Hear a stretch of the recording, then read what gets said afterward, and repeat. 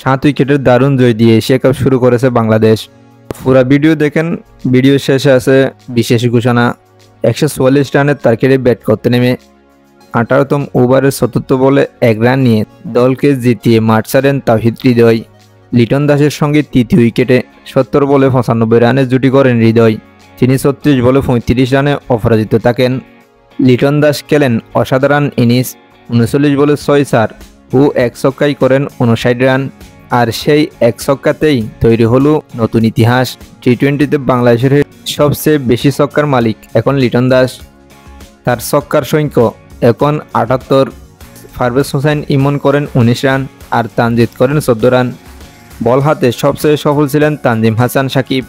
21 run দিয়ে 2 wicket নেন তিনি। রিশাদ হোসেন 31 রান খরচ করে 2 উইকেট নেন। তাসকিনও নেন 2 উইকেট, দিয়েছেন 38 রান।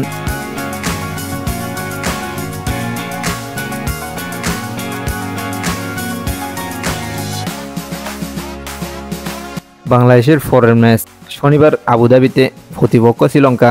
আসল পরীক্ষা হবে সেই 2 ম্যাচে, শ্রীলঙ্কার আফগানিস্তানের সাথে। হংকংয়ের সাথে বাংলাদেশের সুযোগ ছিল নেট রান রেট পারিয়ে নেওয়ার, সেটা বাংলাদেশ পারেনি। আফগানিস্তান কিন্তু সেটা ঠিকই কাজে লাগিয়েছে। এবার আসি আজকের স্পেশাল অংশে।